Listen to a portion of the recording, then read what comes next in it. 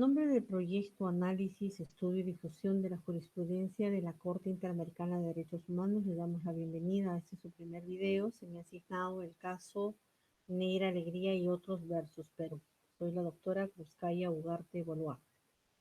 Pues bien, dejar presente que esta es la primera sentencia contra el Estado peruano. El Estado peruano recibe el primer fallo eh, con el caso Neira Alegría y otros versus Perú. Pues bien, dos aspectos importantes. La Comisión Interamericana somete el caso ante la Corte de fecha 10 de octubre de 1990. La Comisión invoca los artículos 51 y 61 de la Convención Americana de Derechos Humanos y el Estado presenta dos excepciones preliminares, la incompetencia de la Comisión y la caducidad de la demanda.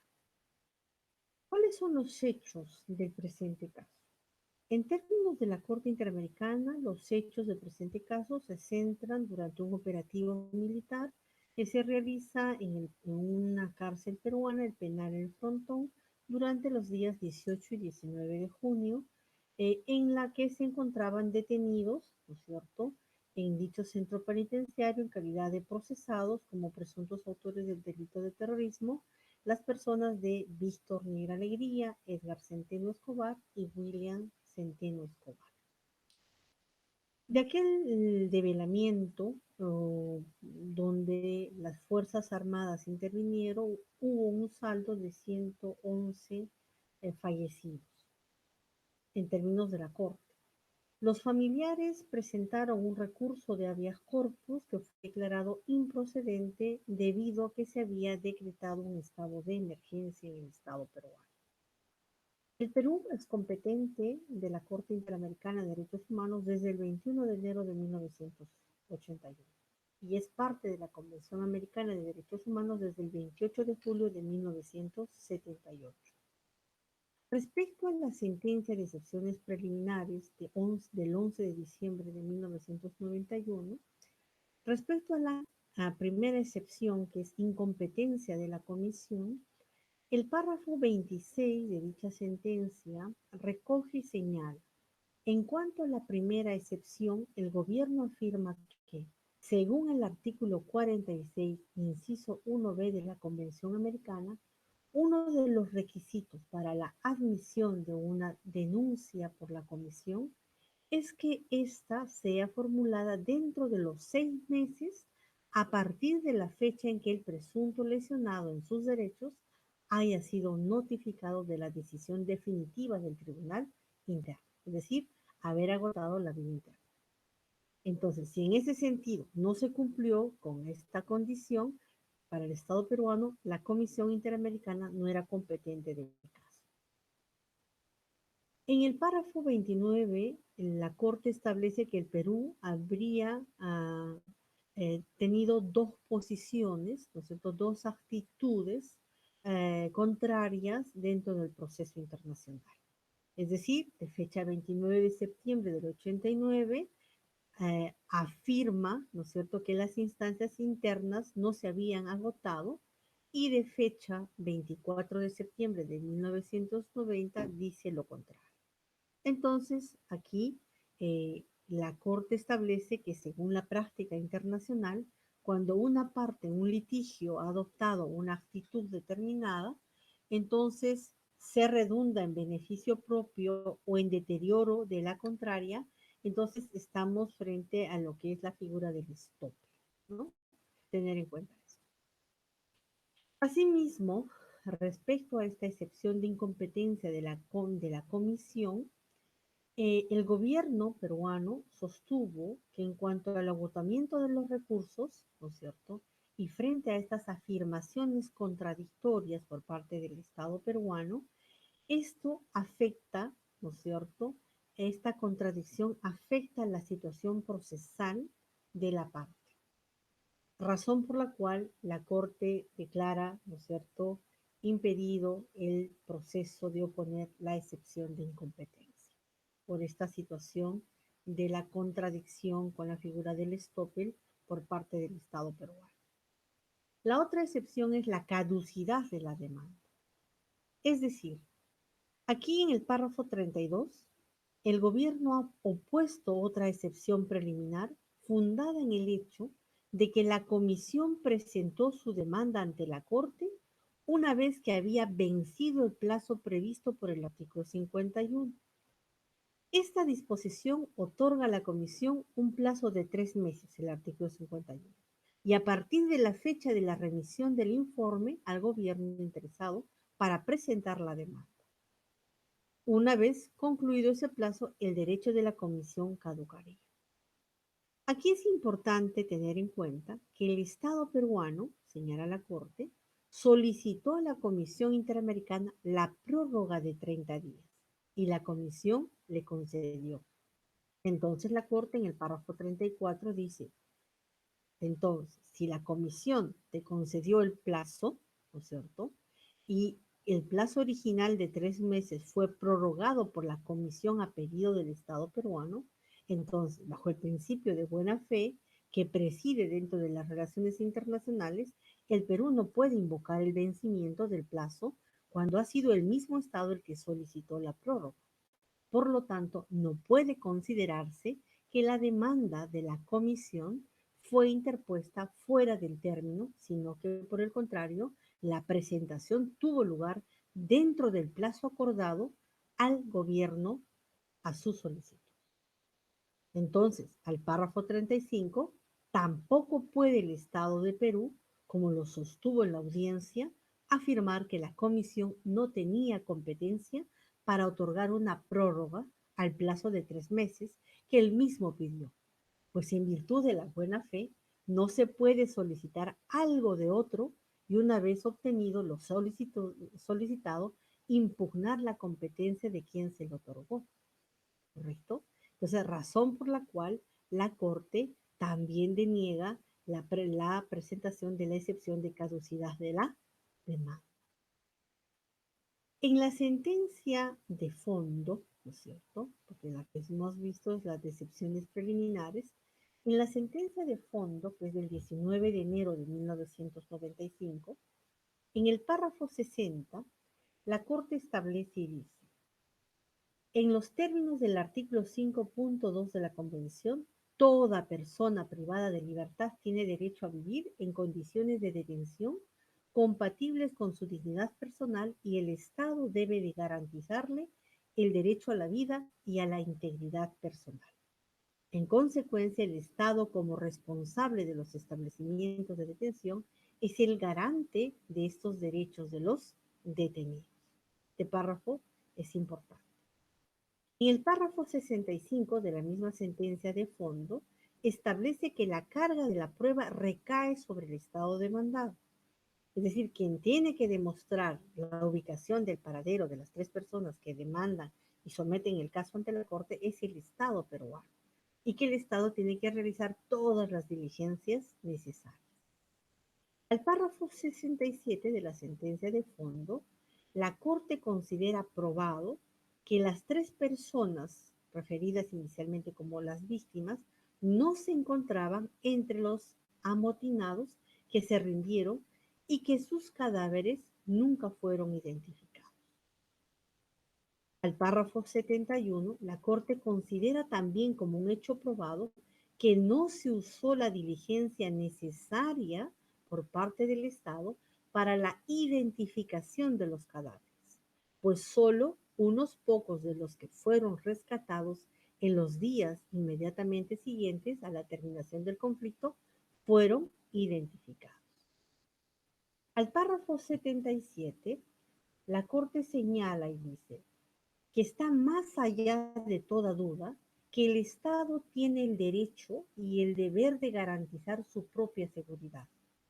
Tampoco puede discutirse que toda sociedad padece por las infracciones a su orden jurídico, pero por graves que puedan ser ciertas acciones y por culpables que puedan ser los reos de determinados delitos, no cabe admitir que el poder puede ejercerse sin límite alguno o que el Estado pueda valerse de cualquier procedimiento para alcanzar sus objetivos sin sujeción al derecho o a la moral.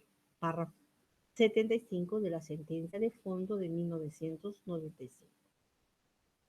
En el párrafo 82 del mismo fallo, la Corte sostiene respecto al procedimiento de habeas corpus y de amparo que son aquellas garantías judiciales indispensables para la protección de varios derechos cuya suspensión está vedada por el artículo 27.2 y sirve además para preservar la legalidad de una sociedad democrática. ¿Sí? Entonces, en este sentido, es esencial la función que cumple el habeas corpus como medio para controlar el respeto a la vida e integridad de las personas, ¿correcto? Dice, para impedir su desaparición o la indeterminación de su lugar de detención, así como para protegerla contra la tortura u otros tratos o penas crueles, inhumanas o degradantes. El párrafo 85, de acuerdo al artículo 1.1 de la Convención de los Estados Partes, se comprometen los Estados a respetar los derechos y libertades reconocidas en ella y a garantizar su libre y pleno ejercicio a toda persona que esté sujeta a su jurisdicción, de lo cual se desprende que esta es una disposición de carácter general cuya violación está siempre relacionada con la que establece un derecho humano específico. Entonces, contiene la obligación contraída por los Estados partes en relación a cada uno de los derechos protegidos. En esta sentencia de fondo, la Corte establece que el Estado vulneró el derecho a la vida contra las víctimas, asimismo que ha violado el perjuicio de estas tres personas, el artículo 7.6, ¿no es cierto?, referido al habeas corpus. También en el punto 3 establece que el Perú está obligado a pagar a los familiares de las víctimas con ocasión de este proceso una justa indemnización, ¿no es cierto?, compensatoria y reembolsarle los gastos que pudieran haber realizado. Es importante tener en cuenta también que la Corte establece que el Estado, en el presente caso, ha vulnerado no solamente el artículo 1 sobre la obligación de respetar los derechos, sino también el artículo 2, el deber de adoptar disposiciones de derecho interno, se ha violado el derecho a la vida, el derecho a la libertad personal, garantías judiciales, protección judicial y suspensión de garantías. Pues bien, de ahí pasamos al otro fallo, que es las sentencias de reparaciones y costas del 19 de septiembre de 1996. Aquí la Corte decide iniciar el procedimiento sobre reparaciones y gastos, dándole un plazo a la Comisión hasta el 30 de septiembre del 95 para que pueda ofrecer o presentar las pruebas para la solicitud de dicha reparación. Es importante establecer que per se una sentencia y es una forma de reparación. Sin embargo, también se establecen pues, ciertas reparaciones de orden material e inmaterial. Y la Corte en el párrafo 35 de la sentencia de reparaciones y costas establece, ¿no es cierto?, establece que en el punto resolutivo 3 de la sentencia del 19 de enero del 95, la Corte decidió que el Perú está obligado a pagar a los familiares de las víctimas con ocasión de este proceso una justa indemnización compensatoria y a reembolsarles los gastos en que pudieron haber incurrido en sus gestiones ante las autoridades nacionales. Entonces, en materia de reparación, hay que aplicar en íntegro el artículo 63.1 de la Convención Americana de Derechos Humanos, que dice, cuando decida que hubo violación de un derecho o libertad protegido en esta convención, la Corte dispondrá que se garantice al lesionado en el goce de su derecho o libertades conculcadas. El párrafo 37 de esta sentencia de reparaciones y costas establece que existe la obligación de reparación y esta obligación de reparación se rige por el derecho internacional de los derechos humanos y todas las víctimas o familiares de las víctimas tienen que ser debidamente reparados, ¿correcto? Es importante establecer que por no ser posible en el caso, por ejemplo, de la restitución en íntegrum, en el caso de la violación del derecho a la vida, resulta necesario buscar otras formas sustitutivas de reparación en favor de los familiares y dependientes de las víctimas como indemnización pecuniaria. En el párrafo 59, la Corte también ha expresado en casos anteriores que la indemnización que se debe pagar por haber sido alguien arbitrariamente privado de su vida es un derecho que le corresponde a quienes resultan directamente perjudicados por este derecho.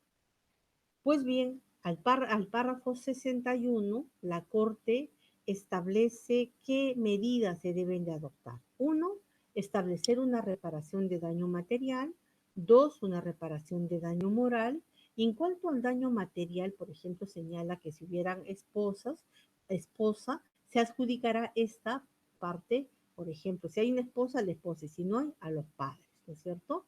Pues bien, en el párrafo 63, la Corte establece, dice, respecto a la forma de dar cumplimiento a la presente sentencia, el Estado deberá pagar dentro de un plazo de 6 meses, plazo que no se cumplió, a partir de su notificación, la indemnización acordada a favor de las familiares de las víctimas.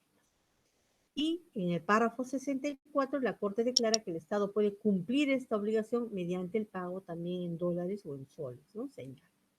Al párrafo 65, en lo que respecta a la indemnización a favor de menores, la Corte establece que el gobierno debe de constituir fideicomisos, es decir, en una institución bancaria, que es el Banco de la Nación, deberá establecer digamos, este dinero que está fijado como reparación, ¿no es cierto? Lo propio señala en el párrafo 66, que dice, en el supuesto de que alguno de los mayores de edad no se presentasen a recibir dicho pago, también hay el deber del Estado de poner dicho monto a una cuenta fideicomisada. Pues bien, en cuanto a la reparación material, se fija una reparación de 154.044, etcétera, ¿no?